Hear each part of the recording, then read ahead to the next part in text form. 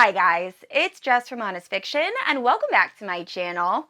So, when it comes to Romantasy, everyone always talks about Sarah J. Maas, Rebecca Yarros, and Jennifer L. Armentrout. But in today's video, I am going to be sharing my favorite underrated fantasy romance authors and my favorite books by them.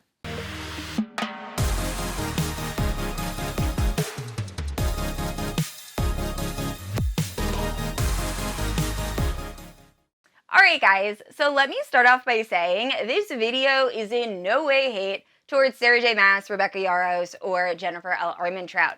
Honestly, ACOTAR, Fourth Wing, and the From Blood and Ash series are some of my favorite series of all time. But it can be incredibly frustrating when you bring up fantasy romance to other people, and those are the only authors that they know about. I just feel like those are the authors that we hype up and we don't stop recommending. And there are so many other amazing fantasy romance authors out there that not only have released multiple books and series, some have multiple Romantasy series or multiple Romantasy works. So in this video, I compiled a list of some of my favorite fantasy romance authors that I feel like deserve so much more love, and then my favorite book or series by them. So hopefully you'll be able to get a pretty good recommendation. Now, if you're unfamiliar with my channel, I post new videos every Wednesday and Sunday. If you haven't yet, please like and subscribe. You can also hit that notification bell to be notified whenever I post new bookish content. You can also check out my Instagram, Goodreads, and Patreon, all linked down below. With all that out of the way, let's talk about these fantasy romance authors and books. Alright guys, so starting off, we have to absolutely nobody's surprise, Melissa K. Roehrich.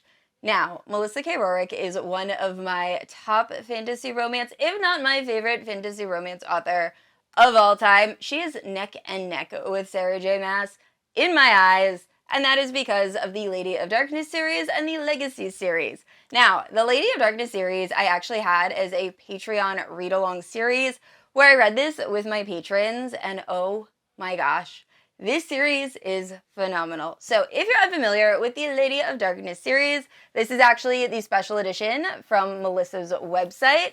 Highly recommend. It is a create your own set, so there are multiple options to choose from, so it's very customizable. Also, I want to throw out, this is in no way sponsored. I've had a few people ask me that.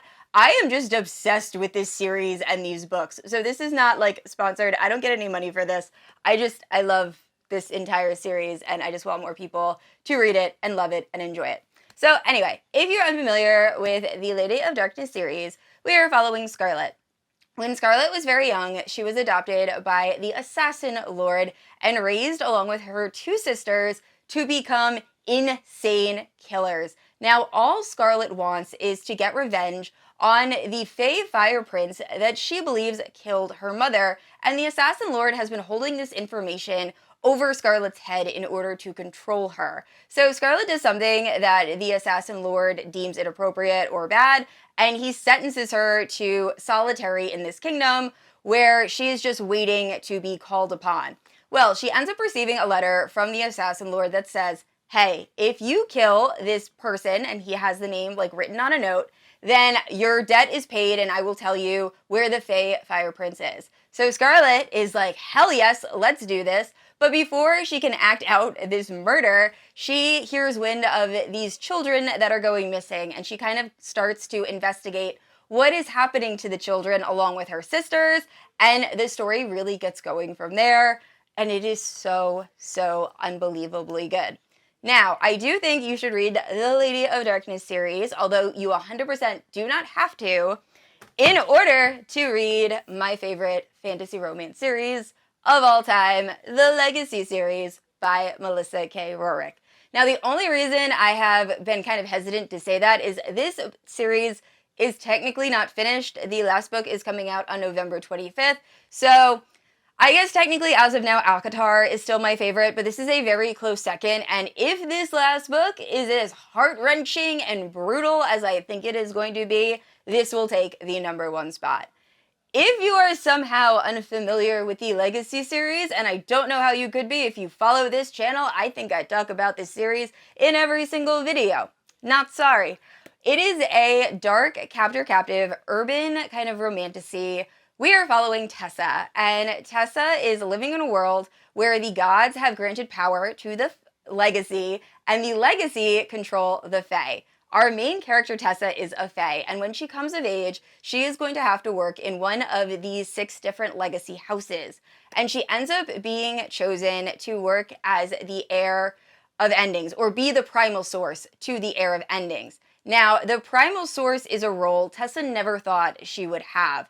She is going to have a forced mating bond placed upon her that is going to let this heir and complete stranger sense her emotions, feel when she's near. It's also just a very painful process, and she is going to be his property. He will control her and make all decisions for her. And this entire first book is just Tessa really grappling with that fact and wanting to have control over herself, her own autonomy, while all of these other people are trying to use her. I feel like this entire series has very good mental health rep. It deals with depression, and I just love it so much. So if you have not read either series, please, if you read one series from my recommendation, let it be Lady of Darkness or the Legacy series.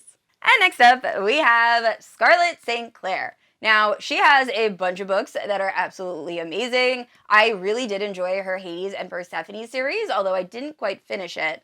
This is my current obsession by Scarlett St. Clair. So Terror at the Gates. This is a dark urban fantasy, and the main love interest in this feels very similar to Rune Danon. So if you like that vibe, highly recommend.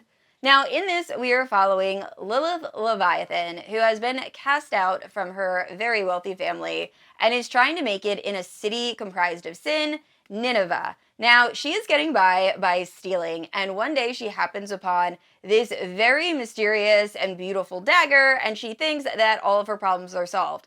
However, when she goes to give it to the buyer, he immediately drops dead, and this causes a lot of trouble for Lilith.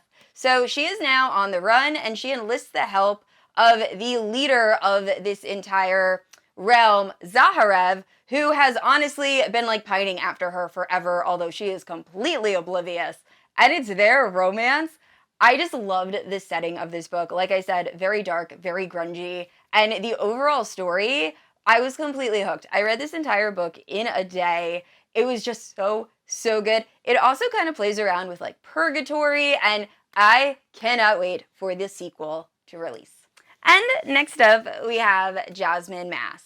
Now, I discovered Jasmine Mas through Blood of Hercules. However, she also has the Psycho Fae series, and I also believe a Psycho Beast series. Now, all of them are Y Choose, so if you're a fan of Y Choose romance, definitely pick up Jasmine Mas.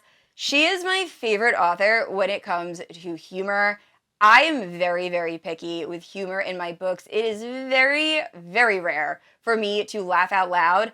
I was cracking up the entire time I was reading Blood of Hercules. It is one of the funniest books I have ever read. It is also incredibly dark, and all of the love interests in this book or series are villains, not morally gray. Like, they are straight up villains, and I absolutely loved it. So if you have not read Blood of Hercules, we are following Alexis. And Alexis lives in a world where the Titans have taken over, and the only beings able to stop the Titans are Spartans, or children of gods. Now, Alexis is being raised by a very abusive and neglectful family of like adopted foster parents or foster parents. So the only person that she really cares about is her adopted foster brother and her snake companion, who is very sassy and has the ability to go invisible whenever she feels like. So while Alexis is trying to take care of her little tiny family, she ends up going to the school where she takes a test, and this test requires a bit of blood, and that blood designates her as being part Spartan. So she is immediately whisked away to a Spartan war college where she has to fight to the death, and if she survives, she will be granted a Spartan mentor who will help her and teach her in the ways of killing Titans.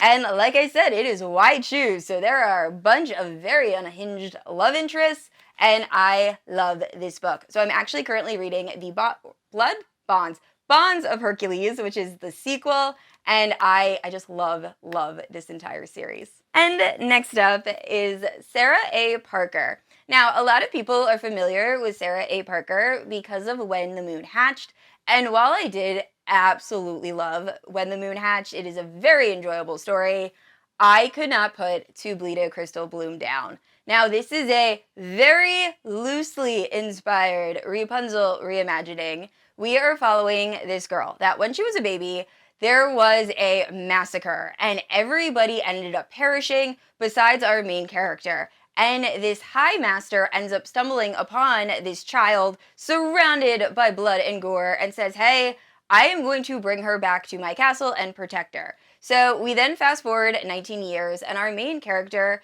has been isolated in this castle and her only friend is this high master. He is her captor, her jailer, and the person that she loves most. But she is actually bound by a blood oath and is forced to give her blood to this high master every night.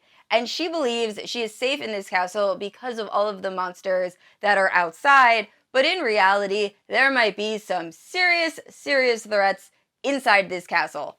Now, this is somewhat similar to Fairy Tale in the way that you have no idea what is happening while you are kind of following the story. The main character is very naive, and because of that, you're kind of learning about everything with her, which in Fairy Tale I wasn't really a fan of, but I loved it in this series.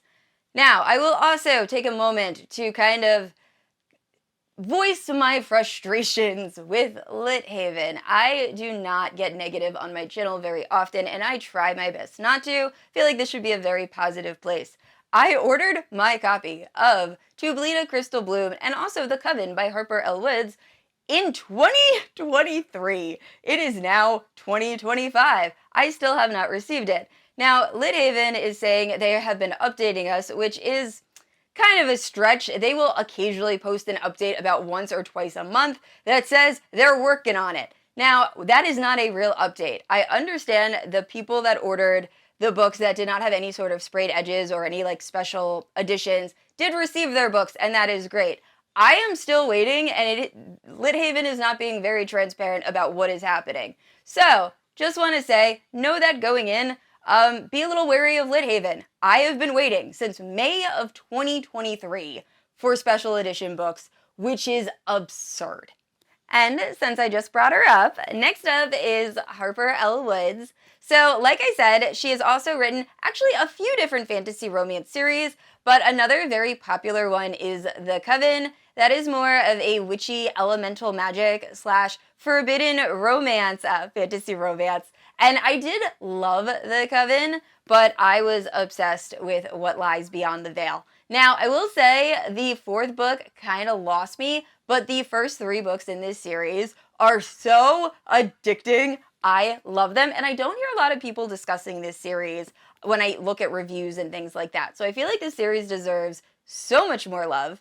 Now, in this, it is a fae fantasy romance. We are following our main character, Estrella, and she lives in a very patriarchal society where there is a veil that separates the human from the fae. And that is because in this world, the fae are very evil. They used to enslave the humans, and all they want to do is kind of torture and maim them. So there is a separation via this veil. Now, to keep the veil running, the humans will sacrifice people on occasion, and our main character, Estrella, is in a bit of a sticky spot. Her family is very poor, and she's been working for this guy in order to try to make ends meet, and now he would like to marry her and is not really giving her a choice. So when she refuses, she ends up being the next sacrifice. But before she can die, the veil ruptures, and all of the fae comes spilling out and start marking the humans to bring back to the fae realm. So our main character, Estrella, ends up just running away, and soon she finds some other humans to kind of join forces with, and also a mysterious stranger who befriends her, and they are all going to have to survive the fae. So I love this series, minus the fourth book. The fourth book just has a lot of torture without a lot of plot, so I feel like we could have used a few less torture scenes and I would have enjoyed it a little bit more, but overall, such a solid series. Alright, and next up is an auto by author. We have Ella Field. I will read absolutely everything Ella Fields writes. I am pretty sure I have read her entire backlist. Now, I am only going to talk about my favorite duet, but some of my favorites include Nectar of the Wicked and Wrath of the Damned, The Wolf and the Wildflower, this book. So it hurts. It is emotionally just devastating, but so good. Amid Clouds and Bones, if you like The Cruel Prince, this is kind of like an upgraded version, but much, much spicier.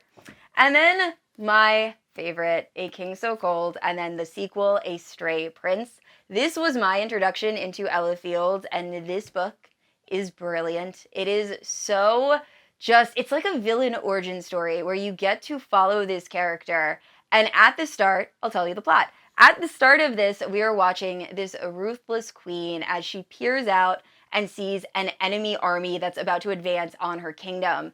And we find out that she had to marry her greatest enemy, who is now the king of the realm. However, he has no idea he is king. His memories have been wiped. And for some reason, this queen absolutely hates him and has him locked in a dungeon. So throughout this first book, we are really discovering what led this woman to become so cold and merciless, and all the events that led up to where we are at the very beginning.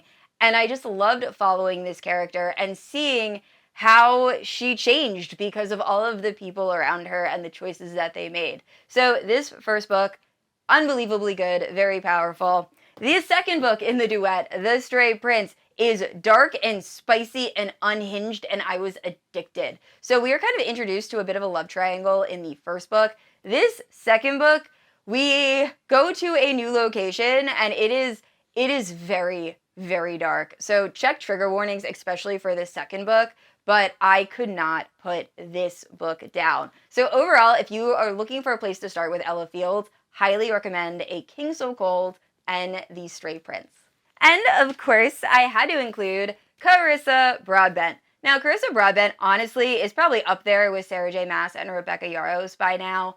She has so many amazing Romantasy series. We have Daughter of No World, The Serpent and the Wings of Night, Ashes and the Star-Cursed Gang. Then she has the spin-off series that just released. And then her novella, Six Scorched Roses, is the best novella I have ever read in my entire life. It is so good. I don't know how she was able to make a novella-length book feel slow burn, but she accomplished it. Now, I'm going to talk about Slaying the Vampire Conqueror, because although this is not my absolute favorite by her, it's one not as many people talk about, and it is a standalone. So if you want to give this author a try but not commit to a series, I feel like this is a great place to start. Now, if you're unfamiliar with Slaying the Vampire Conqueror, we are following Selena. And when Selena was very young, she ended up joining this cult because she needed a way to survive. She was on her own and she was desperate. So she becomes part of this cult, and in this cult, they end up taking body parts from you as kind of like payment. So they end up taking her eyes, but in return, she is given the ability to see the threads of fate. So she becomes a seer. This is her power. She can see the different threads of fate, and that is how she kind of navigates the world.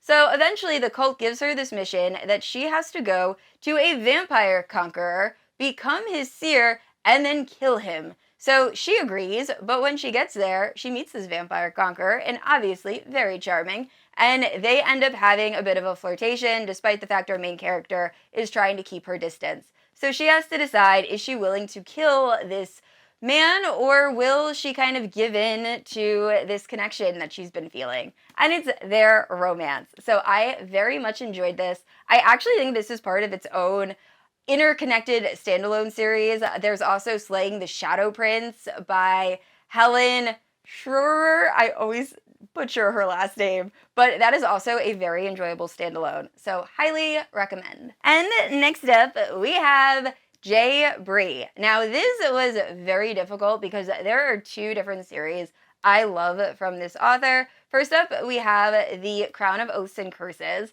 That series is not completed yet. There were some issues with the second book. I actually think it's having a re-release, and I did very much enjoy it. It is true enemies to lovers, witch, fae, highly recommend. The first book is phenomenal. But I had to go with the Bonds That Tie series. This is a why choose urban, kind of romantically slash paranormal. I was addicted to this series when it first released. I remember just waiting for the audiobooks to come out, like with bated breath. I could not stop reading this series. And this is one of the best why choose series I've ever read. I feel like every single book really gives you time to fall in love with all of the different love interests. So they all feel very fleshed out, have their own personalities, and I love that about this series. Now, the plot is kind of hard to explain. We are following Oleander, and Oleander lives in a world where there are bonded pairs or families. So Oleander's mother has two bonded, or she's in a relationship with two different guys, and by being a bonded pair, it means you help power each other up, because everyone in this world harbors some sort of power. So Oleander knows who her eventual bonded will be, and she's just living a happy teenage life and traveling in a car with her mother and her two bonded. When something happens, there's an accident, and Oleander is the sole survivor. Now, she is expected to go back to her eventual bonded and stay with them, but instead she decides to go on the run. So her bonds are devastated, and they decide they are going to go looking for her. And obviously this devastation kind of turns into hostility the longer they can't find her, until eventually they do. And they drag her back home, and now Oleander is going to have to deal with all of these guys that are very angry that she left them, and also the guys are going to have to figure out why exactly did she choose to leave instead of coming to them. And while this is going on, they're kind of slowly all falling in love, and I love this series. So if you have not read this yet, it is so good. And next up is Tahereh Mafi. Now, a lot of people recognize this author from This Woven Kingdom, which unfortunately I also have not finished, but I recognize her from the Shatter Me series, which I actually just read last year, the year before last year, so 2023. And I was afraid I had grown out of this series because it is marketed as young adult. But honestly, it was one of the top series I read that year. So if you are kind of nervous to pick the series up because you think it's like past the time to read it, do yourself a favor and read it. Aaron Warner is like a top tier book boyfriend. I love him so much.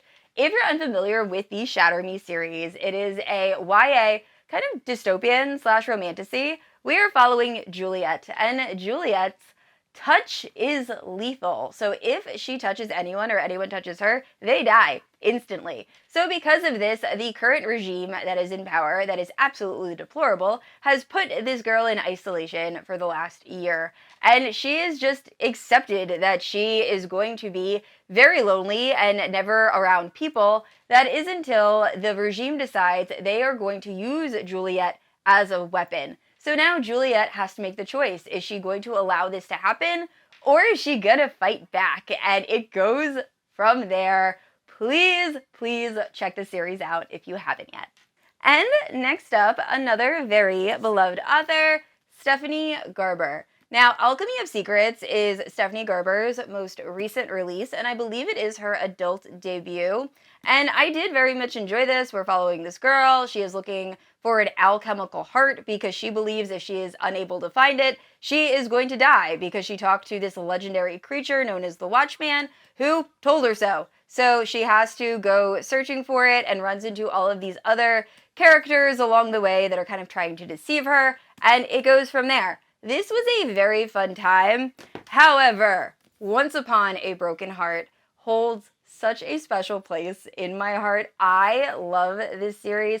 It feels like stepping right into a fairy tale. The world is just so beautiful and well done. The second book, The Ballad of Ever After, God tier young adult. I love that book, and it features Jax, who is one of also my top book boyfriends. Him and Aaron Warner are like the #1 young adult book boyfriends in my opinion. If you have not read the Once Upon a Broken Heart series, before I even give you the plot synopsis, personally, I would just stop after book 2. Read book 1, read book 2, and then just make up your own ending and you will be happy. I absolutely hated book 3. It left so many questions unanswered. We're introduced to a new POV that honestly, why? I had no interest in that POV. So I hate the third book, which is why I don't recommend this series as much as I kind of thought I would. But the second book and the first book, very well done. Now, in this, we are following Evangeline Fox, and she lives in this very magical world, and she has a best friend who she harbors a bit of a crush on. Well, she finds out that her best friend is engaged to be married to her stepsister, and she is none too happy. So, Evangeline decides she is going to make a deal with a fate. That is a big no-no in this world, but Evangeline does not care. So she goes to Jax, the fate of broken hearts, and begs him to stop this wedding. Jax reluctantly agrees, but he says in order for him to do this, she is going to have to kiss 3 men of his choosing. Evangeline agrees. It goes from there. It is so good. Stephanie Garber is also the author of the Caraval series, another very much loved young adult series. So if you have not read her yet, highly recommend. Next up is Stacia Stark. Now, admittedly, I've only read one book by this author, and I actually gave it 3 stars, so A Court This Cruel and Lovely. However, I want to go back and give it another try. I feel like I read it at a bad time. I've had a lot of friends message me and say that they did enjoy this series, and she has a new book coming out that apparently features vampires, and it has like a Roman setting, so I am 100% reading that when it releases in December. But her most famous series is A Court This Cruel and Lovely, and in this book, we are following this girl who has had dreams of this guy with green eyes and a very creepy smile. And she actually harbors forbidden magic. And one day this magic is exposed. So she is running for her life, and she ends up running and fleeing and runs into a mercenary. Now, this mercenary is the same man that left her for dead previously. So she does not trust him right off the bat. But he ends up giving her this deal. He says, hey, if I help you learn how to control your magic, then I need you to help me infiltrate the city you just ran from. And she agrees. So, like I said, I only read the first book, and I do want to give it another try. And next up is L.J. Andrews. So L.J. Andrews, also similar to Carissa Broadbent, has a bunch of Romantasy series. So first up, A Curse of Shadows and Thorns. It's kind of like the prequel to the Ever King series. Now, this was my top duet by L.J. Andrews. This is so good. If you like pirate and fantasy romance, you absolutely need to read this. But my current favorite is Broken Souls and Bones, which is her most recent release. It's kind of like a Norse-inspired, creepy magic system fantasy romance. I absolutely love the magic system in this. This also has a twist at the end that I kind of saw coming, but also was completely shocked. So if you're unfamiliar with Broken Souls and Bones, we are following our main character, Lyra. And Lyra is living in this village with her best friend, just happy life. However, she does possess forbidden magic, but she is trying to keep that a complete secret. Well, that becomes very difficult when one of the king's guards shows up in her village and ends up assaulting her friend. So in order to save him, she shows that she has a power, and because of this, she is forced to become the king's next meddler. So what this means is she has to perform magic on these bones. So this is like a bone magic type book, and it is a very dangerous position, and not a lot of meddlers end up surviving from what I remember. And while all this is going on, she is being shadowed by the king's guard, the one that discovered that she had this magical ability. And it's their romance. So good. So if you have not read this yet, definitely recommend trying it out. And last up, we have the Twisted Sisters, otherwise known as Carolyn Peckham and Susanne Valenti.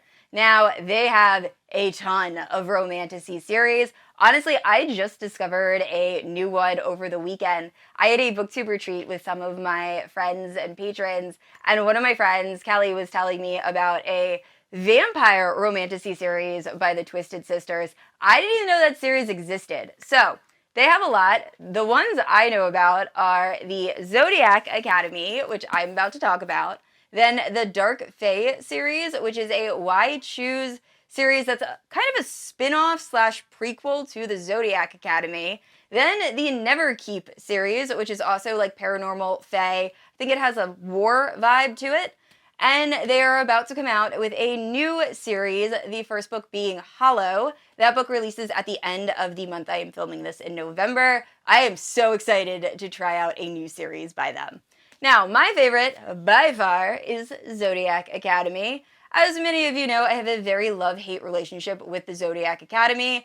First, the writing leaves a lot to be desired. It is not the best written series, and honestly, I struggled with this first book. For some reason, I continued, and I was completely addicted to books 2, 3, and 4.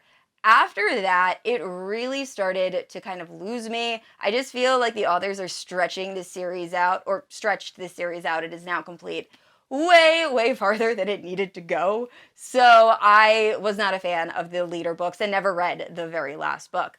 But there are some romances in this series that are god tier. I am obsessed. So if you're unfamiliar with the Zodiac Academy, we are following the Vega twins, Tori and Darcy Vega. They're 18 years old and all they have is each other in the world. So on their 18th birthday, a strange vampire ends up appearing and says, hey, paranormal creatures exist. By the way, you guys are actually Fae royalty. However, in order to claim your inheritance, you have to go to the Zodiac Academy, learn how to use your magical abilities, graduate, and then you will be the queens of this realm. So the girls obviously immediately agree and go to the Zodiac Academy. But when they get there, they soon discover that there are already these 4 celestial heirs ruling the school, and they don't want to give up their power. So the first book, very bully romance, and honestly, it does kind of have a bully vibe throughout the first few books, but after a while that is kind of dropped and it becomes this epic all-out war between the big bad of this series, and I loved it. So, highly recommend. I am not a fan of the last few books, but the first few in this series are so worth it. Alright guys, so those are some of my favorite fantasy romance authors and my favorite books by them. Now I will be doing a separate video the next time I film that is sharing my favorite debut and indie fantasy romance authors. Authors that have only written 1 or 2 books that I feel like deserve so much more love. So a lot of them are authors that I actually just read this year, and I'm very much looking forward to more books by them. So look for that video later this month. And I'd like to say a very special thank you to my Paladin protectors, Amanda, Leslie, Christy, Kat, Lada, and Nerdy. Thank you guys so much. Now, if you're unfamiliar with my channel, I post new videos every Wednesday and Sunday, and if you haven't yet, please like and subscribe. I will see you all next week. Bye.